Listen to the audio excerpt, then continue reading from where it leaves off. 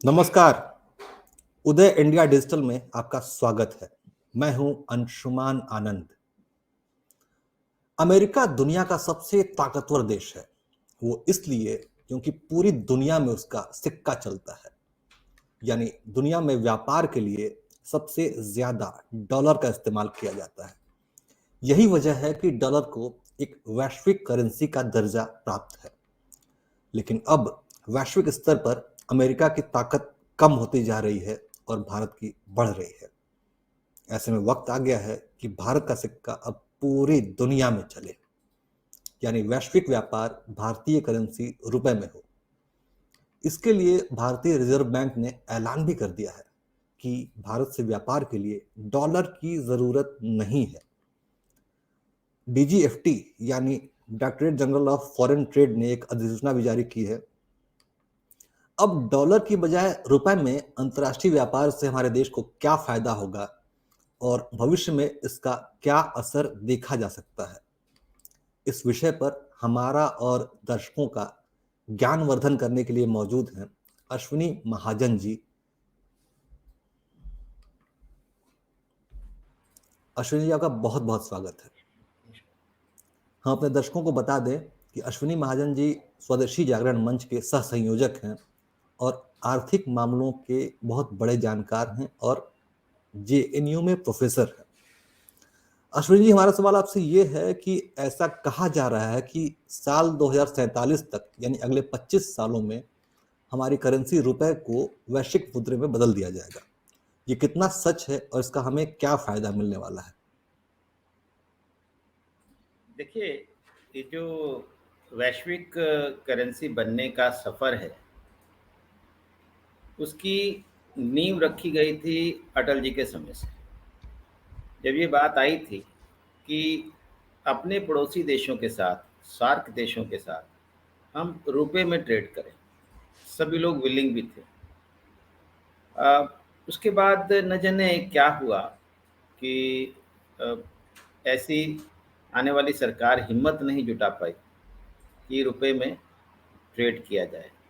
हाँ, एक रुपए का एक सिंबल ज़रूर बना दिया गया, लेकिन उस सिंबल की हम इंतज़ार ही कर रहे थे कि जब हम दुनिया के देशों में जाएँ, तो जहाँ करेंसी एक्सचेंज होती है, उसमें वो रुपये का भी सिंबल वहाँ दिखाई दे, लेकिन वो जी। सपना ही रह गया।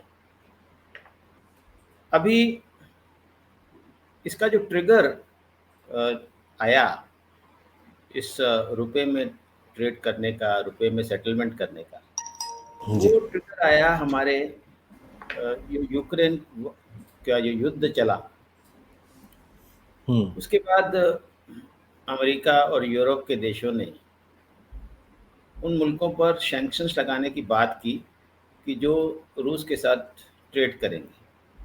जी। लेकिन अ, विडंबना ये रही कि वे देश खुद ही उन सैंक्शंस का पालन नहीं कर पाए। और जर्मनी जैसे देश जो कि गैस मंगाते रहे रशिया से। जी, जी, पूरा यूरोप ही मंगाता रहा। जी। कुल मिलाकर के जो उनके पास एक हथियार था, वो हम्म। हथियार था स्विफ्ट। जी। एक ऐसा मैकेनिज़्म था जिसके माध्यम से ही अंतर्राष्ट्रीय व्यापार के लेन-देन और सेटलमेंट्स होती थी।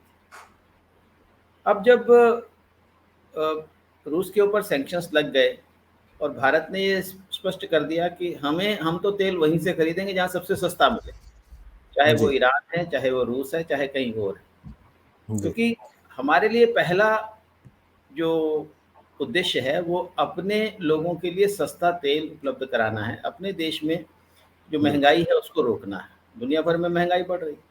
जी, मुझे याद है कि जब बाकी पूरी दुनिया में तेल की कीमत $135 प्रति बैरल पहुंच गई थी, तब रूस हमें 85 रुपये प्रति बैरल तेल दे रहा था। तो फायदा तो हमें था ही था, इसी वजह से शायद हमने अंतर्राष्ट्रीय इससे सैंक्शंस पहले की परवाह नहीं की। इससे पहले भी अंशुमान जी, जी। ये युद्ध से पहले भी जब ईरान से हमने तेल खरीदने का फैसला लिया, हम्म। तो उन्होंने कहा कि हम 40% या उससे ज़्यादा भी रुपए में स्वीकार करेंगे। तो जी। भारत के लिए वो विन-विन सिचुएशन थी। हमारी तो कमी जो रहती है वो डॉलर की रहती है। जी। तो ऐसे में एक मैकेनिज़्म विकसित करने की कोशिश हुई कि क्यों ना हम उस स्विफ्ट से बाईपास करके कोई अपना मैकेनिज्म डेवलप करें। तो हम्म। मैंने बहुत इस 4-5 महीने पहले एक लेख लिखा था और मैंने जी। कहा था कि भारत का जो यूपीआई है वो हम्म। रूस के एमआरआई के साथ, मीर एमआईआर के साथ अ, उसका एक इंटीग्रेशन होना चाहिए और बाद में वो सत्य भी सिद्ध हुआ और जी। अब ये तय हुआ है कि अमेरिका भारत का यूपीआई और उनका मीर दोनों का इंटीग्रेशन होगा। इस बीच में आपने सुना होगा कि भारत में जो डिजिटल पेमेंट्स हैं वो बिल्कुल जी। बिना किसी अ, रुकावट के लगातार चल रही हैं और भारत डिजिटल पेमेंट्स में बहुत आगे बढ़ गया है। दुनिया भर की जी। जितनी पेमेंट्स होती हैं उसमें से 40% डिजिटल पेमेंट्स भारत में ही होती हैं। तो अंशुमान जी, इसमें जो सबसे महत्वपूर्ण बात ये आई कि हम स्विफ्ट को हमें ज़रूरत ही नहीं पड़ेगी और इस बीच में अन्य मुल्कों में भी भारत के यूपीआई को अडॉप्ट करने की बात करनी शुरू की। अभी फ्रांस ने किया है और भी मुल्क हम्म। कर रहे हैं क्योंकि डिजिटल पेमेंट्स में बहुत फ़ायदा है। भारत में डिजिटल पेमेंट्स फ्री में होती हैं। उसका फ़ायदा ये है कि हमें सस्ते दामों पर बिल्कुल फ्री हम पेमेंट्स कर लेते हैं तो उससे हमारी cost of production, cost of business कम हो जाती है। तो मैं उस बात पर मूल बात पर आता हूँ। इन सब के कारण रुपया जो है अब डील करना संभव हो गया है। नहीं तो वो कह सकते थे कि हम आपका रुपए में सेटलमेंट होने ही नहीं देंगे। जब हम्म। हमारा अपना ही पेमेंट सिस्टम होगा, जब हम आत्मनिर्भर हो जाएँगे पेमेंट सिस्टम में, तो हमारे जी। रुपए में डील करें या किसी और चीज़ में डील करें। तो तो ऐसे में मैं एक बात जानना चाहूंगा कि अभी तक इस मुहिम में समस्या क्या आ रही थी? क्या पश्चिमी देशों ने या अमेरिका ने कोई इसमें अड़ंगा लगा रखा था रुपए में पेमेंट? हमें दर्शकों को असल में कुछ सरल भाषा में समझाएं क्योंकि वो तकनीकी बातें समझ नहीं पाते हैं। मुझे लगता है कि हमारी सरकारों ने कभी इस बारे में हिम्मत नहीं जुटा पाई अच्छा। क्योंकि किसी भी चीज़ के लिए ज़रूरी होता है एक राजनीतिक इच्छा इच्छा शक्ति। शक्ति। जी। वो इच्छा शक्ति का अभाव रहा। लेकिन जब हमें समझ में आ गया कि आत्मनिर्भर भारत ही एकमात्र रास्ता है, तो वो आत्मनिर्भर भारत चाहे मोबाइल फ़ोन में हो, चाहे वो इलेक्ट्रॉनिक्स में हो, चाहे वो कपड़े में हो, चाहे वो एपीआई में हो, चाहे वो सेमीकंडक्टर्स में हो, तो हम्म। चाहे पेमेंट सिस्टम में। ये हम्म। आत्मनिर्भरता जो है वो हर उसका उसको हर क्षेत्र में हमें प्राप्त करना होगा। तो जी। आज ये संभव हो गया है और कई मुल्कों ने इसमें एक इच्छा भी ज़ाहिर की है। मैं यहाँ पर एक बात को रेखांकित करके कहना चाहता हूँ कि जो रुपए में जो डील है हम्म। डॉलर की बजाय, उसमें सभी मुल्कों को फ़ायदा है। जो भी लोग रुपए में डील करेंगे या हम आपसी करेंसी में डील करेंगे, यानी मान लिया जी। हम्म। हम डील कर रहे हैं बांग्लादेश के साथ, फ्रांस के साथ, जर्मनी के साथ, किसी भी देश, तो उनकी करेंसियों में भी आज बहुत गिरावट आ रही है। यानी हम्म। केवल भारत ही इस कारण से परेशान नहीं है कि जी। हमारे रुपये का अवमूल्यन हो रहा है, हम्म। पाउंड का अवमूल्यन हुआ है, यूरो का अवमूल्यन हुआ है, हम्म। येन का अवमूल्यन हुआ है, बल्कि विदेशी मुद्राओं की तुलना में देखा जाए तो रुपए का अवमूल्यन कम हुआ है। कम हुआ है। तो जी। ऐसे में सभी सभी देशों को इससे परेशानी है हम्म। क्योंकि आज अमेरिका बुरी हालत में है। मैं यहाँ पर बहुत ज़िम्मेदारी के साथ ये बात कह रहा हूँ हम्म। कि हमारे यहाँ अगर इन्फ्लेशन का रेट 7% है, तो उनके यहाँ 9% है। यूरोप में लगभग 8.5%, अलग-अलग देशों में अलग-अलग प्रकार से चल रहा है। हम्म। इंग्लैंड में भी बहुत हाई रेट ऑफ इन्फ्लेशन है और जी। ऐसे में और उनकी जो ग्रोथ रेट है वो भी नीचे जा रही है। अमेरिका पिछले पिछले 2-3 तिमाहियों से सिकुड़ता जा रहा है, उनकी जीडीपी सिकुड़ रही है। तो ऐसे हम्म। में बड़ा आश्चर्य का विषय है कि उनकी जीडीपी सिकुड़ रही है, उनके यहाँ इन्फ्लेशन इतनी ज़्यादा है, तो डॉलर क्यों आगे बढ़ रहा है? तो उसका हम्म। केवल एक ही कारण होता है जी, कि मैं अगला दुनिया सवाल में आपसे यही करने जा रहा था कि अमेरिका की हालत इतनी खराब है तो डॉलर क्यों मजबूत हो रहा है?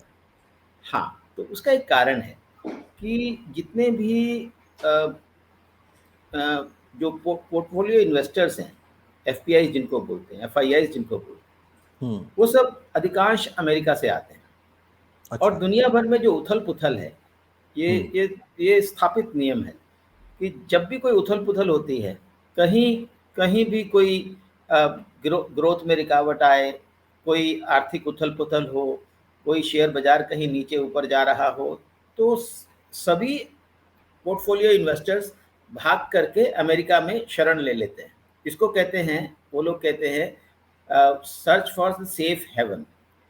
तो वो यानी उनके ध्यान में ये नहीं आता कि अमेरिका कम हो रहा है, उनके ध्यान में हम्म। केवल यही है कि उथल-पुथल आई है, तो हम वापस अपने घर अमेरिका चले जाएँ। अ, अच्छा, इन यहाँ पे एक प्रश्न आता है, मैं आपसे पूछना चाहूँगा कि पूरी दुनिया में आर्थिक मंदी की भविष्यवाणी की जा रही है, लेकिन कहा जा रहा है कि सिर्फ भारत इससे बचा रहेगा क्योंकि फंडामेंटल्स मजबूत हैं भारत के।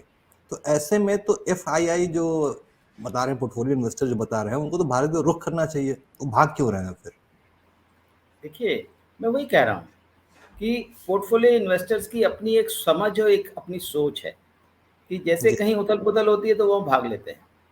अब हम्म। क्या हुआ कि कई बार जो वैश्विक निवेशक हैं, कई बार हमारे हमें वो ब्लैकमेल भी करते हैं।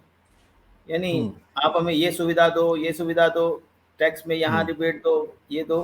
तो अलग-अलग प्रकार से वो हमें ब्लैकमेल करने की कोशिश करते हैं। इस ब्लैकमेलिंग को पिछले हम्म। 1-2 साल में सरकार ने दरकिनार करना शुरू किया। तो उन्होंने हम्म। बाहर का रुख करना शुरू कर दिया और आप देखिएगा कि भारत से हम्म। बहुत सारे विदेशी निवेशक अपना पैसा निकाल कर के ले गए। लेकिन हम्म। आश्चर्य की बात ये है कि पहले वो जब लेकर के जाया करते थे, हम्म। तो हमारा शेयर बाज़ार धड़ाम करके नीचे गिरता था। इस हम्म। बार ऐसा नहीं हुआ। तो ये इसमें इसमें आश्चर्य की बात नहीं है। वास्तव हम्म। में यह हमारी आत्मनिर्भरता और हमारी स्ट्रेंथ को दिखाता है कि जी। हमारे बचतकर्ताओं ने, हमारे जो जो छोटे निवेशक थे, उन्होंने हम्म। इतना अधिक पैसा बचा कर के निवेश किया कि और हम्म। जैसे एफपीआईज़ बाहर जाते थे, हमारे डोमेस्टिक इन्वेस्टर्स जो हैं, वो हम्म। मार्केट में घुस जाते थे। तो जो मार्केट को नीचे जाने से उन्होंने रोक के रखा और हमारी जो सेविंग्स थी उनको डिप्लॉय करते चले गए। तो अभी अच्छा। आप ये देख रहे हैं कि हम्म। जैसे एफपीआईज़ नीचे जाते हैं, बाहर चले जाते हैं, तो अब झक मार कर के वो वापस आना शुरू हुए क्योंकि बिल्कुल उनके सही, पास आपने बिल्कुल सही कहा। पिछले कुछ दिनों में ट्रेंड देखा गया है कि घरेलू निवेशकों में म्यूचुअल फंड्स वगैरह में इन्वेस्टमेंट का रुझान बहुत बढ़ा है, क्योंकि जो पहले लोग बैंक में एफडी करके रखते थे पैसे, अब वो म्यूचुअल फंड वगैरह में डाल के रखते हैं पैसे। हम अपने मुद्दे की तरफ लौटते हैं कि अभी खबर आई है कि हम लोग रुपए और की को वैश्विक करेंसी बनाने की बात कर रहे थे कि रूस, Brazil, Mexico, Sri Lanka, Bangladesh, France जैसे कई देशों ने रुपए में कारोबार की सहमति दे दी है। ये लिस्ट कितनी बड़ी हो सकती है? मतलब हम कितनी जल्दी इस अचीवमेंट को हासिल कर सकते हैं कि पूरी दुनिया रुपए में कारोबार करने के लिए सहमत हो जाए? अभी मुझसे किसी ने पूछा, क्या ये संभव है? तो मैंने कहा ये केवल संभव ही नहीं है, ये डिज़ायरेबल हम्म। भी है। जी। क्योंकि ये आवश्यक इसलिए है कि इसमें सभी पूरे देशों का हित जुड़ा हुआ है। इतने हम्म। वर्षों से आज आप कल्पना कीजिए अंशुमान जी, जी। मैं दर्शकों को भी इसके लिए सोचने के लिए अवसर देता हूँ कि वो भी सोचें, इसको विषय को उसको ध्यान से समझें भी हम्म। और यदि मेरी बात गलत हो तो फिर उसको गलत कह दें बाद में किसी भी वक़्त जी। कि जब हम अपनी जीडीपी की अ, कैलकुलेशन करते हैं, तो जी। लोग कहते हैं कि हम 5वें नंबर पर हैं दुनिया में। अभी हम हम्म। जंप करके एक एक यूके को पछाड़ करके हम 5वें नंबर पर पहुँच गए हैं। पर मैं जी। कहता हूँ हम वास्तव में 5वें नंबर पर नहीं हैं, हम तीसरे नंबर पर हैं। अच्छा। तो जी, तो हम्म। मैं यहाँ पर ये बात को रेखांकित इसलिए करके कहना चाहता हूँ कि यह जो हम्म। जब हम 5वें नंबर पर कहते हैं, तो ये हम एक्सचेंज रेट के आधार पर अपनी जीडीपी को कन्वर्ट करके बताते हैं। लेकिन ओके। हमारी जो वेलफेयर है, हमारा जो कल्याण है, हम्म। हमारे लोगों की जो जिसको हम कहते हैं वेल-बीइंग है, हम्म। वो एक्सचेंज रेट पर निर्भर नहीं करती है, वो हमारी परचेज़िंग पावर पर निर्भर करती है। तो हमारी जीडीपी की जो परचेज़िंग पावर के आधार पर इस बात को विश्व बैंक भी लिखता है अपने हम्म कैलकुलेशंस में, IMF भी हम्म लिखता है, जिसको हम कहते हैं परचेजिंग पावर पैरिटी। हम्म परचेजिंग पावर पैरिटी के हिसाब से हमारा जो जीडीपी है वो $3 ट्रिलियन नहीं है, $12 ट्रिलियन है। अच्छा, 12 ट्रिलियन, यानी कि हमने 11.75 ट्रिलियन। बहुत बेहतरीन और बात ये बताई आपने। मैं ये बात कोई अतिशयोक्ति के रूप में नहीं कह रहा हूँ। आप हम्म थोड़ा सा रिसर्च करिएगा तो आपको ये पता चल जाएगा कि ट्रिपल पी के आधार पर हमारी जो हम्म जीडीपी है वो $11.75 ट्रिलियन है, यानी $12 ट्रिलियन के आसपास। तो जी इसका मतलब ये है कि जो एक्सचेंज रेट है वो हमारे रुपए की असली वैल्यू नहीं दिखा रहा। एक्सचेंज रेट इसलिए ज़्यादा है, हम्म डॉलर इसलिए महंगा है, रुपया इसलिए सस्ता है, क्योंकि सारी हम्म दुनिया डॉलर की तरफ भाग रही है। जब जब हम डॉलर को जी डंप करना शुरू करेंगे, अमेरिका को वापस भेजना शुरू करेंगे, तो वो यानी गिर जाएगा रेट उसका। अच्छा, इस अपने आप एक गिरेगा। प्रश्न उठता है कि चाइना एक बार कोशिश कर चुका है अपनी युआन को वर्ल्ड करेंसी बनाने की, लेकिन वो असफल रहा। ऐसे में हम अपनी कोशिशों हमारी कोशिशें कामयाब रहेंगी, इस बात की क्या गारंटी है? देखिए, मैं ये नहीं कह रहा हूँ कि हम रुपए को डॉलर को रिप्लेस करके रुपया बना देंगे। जी हमारा ये कहना है कि सभी करेंसीज को अवसर मिलना चाहिए। Hmm why should dollar have all the fun? हमारा ये कहना है कि हम्म रुपया, यूरो, हम्म येन, युआन, जी हम्म दुनिया भर की जो करेंसीज हैं वो हम्म सब करेंसीज उनकी कोई वैल्यू होनी चाहिए। और वास्तव में ऐसा नहीं है कि हमारे रुपए की कोई वैल्यू नहीं है, हमारे रुपए की वैल्यू है, लेकिन हम्म, हम खुद इसको पहचानना शुरू करें और खुद उसके लिए प्रयास करना शुरू करें। एक छोटा सा प्रयास, और उसमें जी हम डिजिटलाइजेशन में इतना आगे बढ़ गए हैं। और मैं हम्म यहाँ पर एक और बात करना चाहता हूँ हम्म कि हो सकता है रुपए को हम अभी अंतर्राष्ट्रीय करेंसी बनाने में समय लगे, लेकिन हम्म हम जल्दी ही इस विषय को और आगे बढ़ाएंगे। लेकिन एक एक और निर्णय सरकार ने लिया है, उसकी तरफ हमें ध्यान देना पड़ेगा। वो है CBDC, सेंट्रल बैंक हम्म डिजिटल करेंसी। सेंट्रल हम्म बैंक डिजिटल करेंसी में हमें किसी भी प्रकार के जो माध्यम की ज़रूरत ही नहीं पड़ती। हम हम्म डायरेक्टली अपने सेटलमेंट्स कर सकते हैं, जैसे क्रिप्टो करेंसी होती है।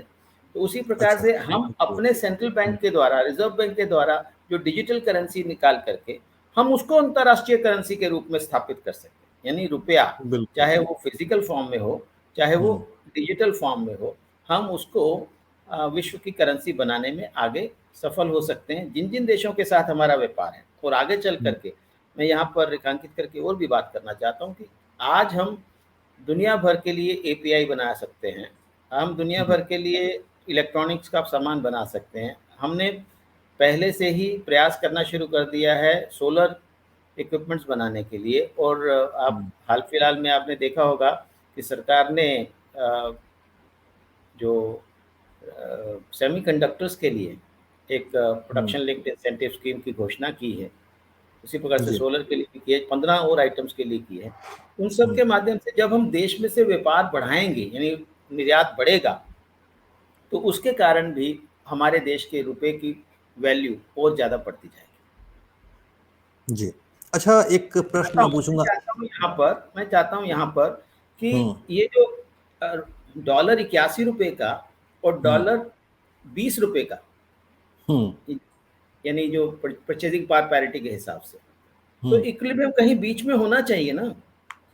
ऐसा हम्म कैसे हो सकता है कि परचेजिंग पावर तो मेरी इस देश में ₹80 ₹81 हमारी एक एक रुपए की, जो $1 की परचेजिंग पावर जो है हम्म वो मात्र ₹20 के बराबर है। तो ये आप कहीं पर भी चले जाइए, दुनिया में किसी स्टोर में चले जाइए, हम्म आपको आपको समझ में आ जाएगा कि डॉलर की परचेजिंग पावर कितनी है और रुपए की कितनी है। वहाँ पर $1 में जो चीज़ मिलती है, यहाँ हम्म भारत में वो 10-20 रुपए की मिल जाती है। अच्छा। किसी भी स्टोर में हम्म चले जाइए। और इसको एक अंतर्राष्ट्रीय स्तर पर एक और चलता है, मैकडोनल्ड इंडेक्स, यानी हम्म दुनिया में पिज्जा कितने का मिलता है और भारत में कितने का मिलता है, उसके आधार पर परचेसिंग पावर पैरिटी लोग निकाल लेते हैं। ऐसे बहुत सारे और तरीके उस हो सकते हिसाब हैं। से अगर देखा जाए, पिज्जा को अगर माना जाए तो रुपया आगे निकल जाएगा भारत में, क्योंकि हमारे यहाँ हर गली के मोड़ पे पिज्जा, अच्छा पिज्जा बनाने वाले खड़े हैं। जी। अच्छा, एक प्रश्न उठता है आम आदमी के मन में, मैं उसको रिप्रेजेंट करके उसका सवाल पूछता हूँ कि जब रुपया वैश्विक करेंसी का सफर तय कर लेगा तो इसका आम आदमी के जीवन पर क्या असर दिखाई देगा, देश के एकदम बिल्कुल कॉमन मैन के लाइफ पर? मैं आपको बता रहा हूँ कि हमारे रुपया जो है, हमारे हम्म। 20 रुपये 1 डॉलर कमा के ले आएंगे। ओके। हमें 80 हम्म। रुपये नहीं देने पड़ेंगे उनके सामान के लिए। हम्म।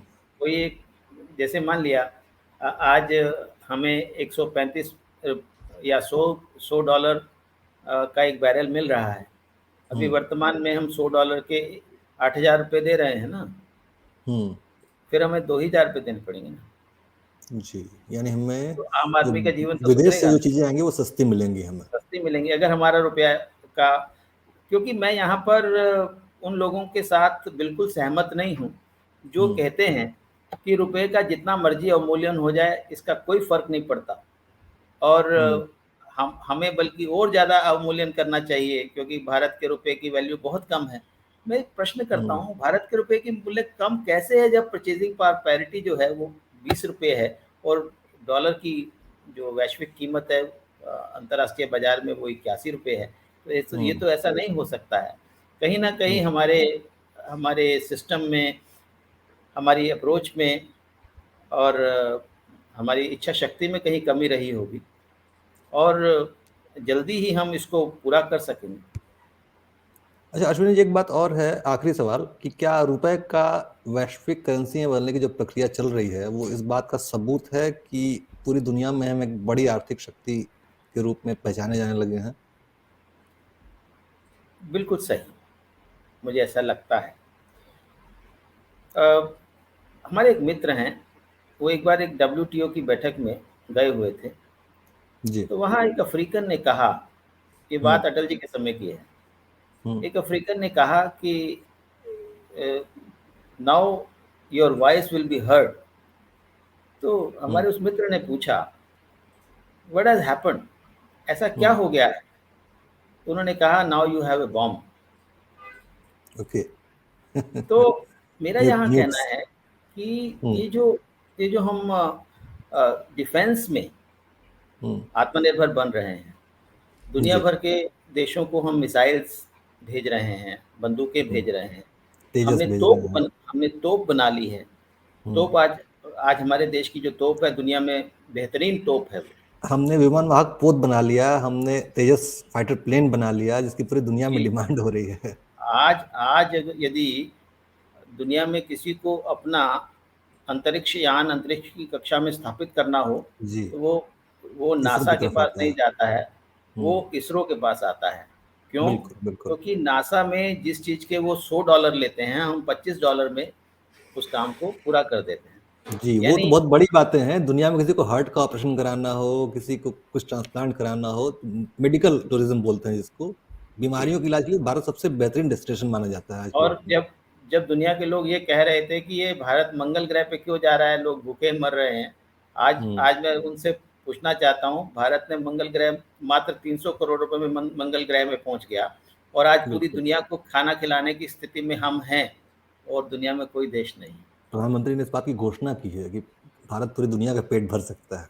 जी, जी। इसलिए आज हमारी जो आर्थिक ताकत है, चाहे वो कृषि जी। के क्षेत्र में हो, कृषि में भी बहुत सारे जो ग्रामीण क्षेत्रों में जितना हमारा काम हो रहा है, जितनी हमारे हम्म। पास रोजगार की और उत्पादन बढ़ाने की संभावनाएं हैं, जो हमारा फ्लोरा और फ़ौना है, जो जो हमारे पास बायोडायवर्सिटी है, उसका कोई मुकाबला नहीं है। जो हमारे लोगों का दिमाग है, उसका कोई मुकाबला नहीं है। हमारी जो ह्यूमन रिसोर्सेज़ हैं, उसका कोई मुकाबला नहीं है। हमारे नेचुरल जी। रिसोर्सेज़ का कोई मुकाबला नहीं है। तो ऐसे जी। में केवल एक राजनीतिक इच्छा शक्ति और हम्म। आगे बढ़ने की अग्रसर होने की जो सोच है, और आत्मनिर्भर जी। बनने की सोच, मुझे लगता है कि इसमें मैं स्वदेशी जागरण मंच से आता हूँ, इसलिए मैं इस बात को बार-बार कह रहा हूँ कि आत्मनिर्भरता के आधार पर हम भारत को आर्थिक महाशक्ति बनाने में सफल हो पाएंगे। अश्विनी जी, आपका बहुत बहुत धन्यवाद। आपने हमें बहुत सरल शब्दों में बहुत एक कठिन आर्थिक विषय को समझाया। आपने हमें बताया कि वैश्विक करेंसी क्यों जरूरी है। आपने हमें बताया कि डॉलर और रुपए का जो रेशियो है वो कैसे इफेक्ट करता है आम आदमी के जीवन को। इस सारी चर्चा के लिए आपका बहुत बहुत धन्यवाद। हमारे साथ मौजूद थे स्वदेशी जागरण मंच के सह संयोजक और जवाहरलाल नेहरू विश्वविद्यालय के प्रोफेसर और आर्थिक मामलों के दिल्ली जानकार अश्विनी विश्वविद्यालय, महाजन। दिल्ली अच्छा, विश्वविद्यालय। माफ कीजिएगा, दिल्ली विश्वविद्यालय के प्रोफेसर अश्विनी महाजन जी। बहुत बहुत धन्यवाद।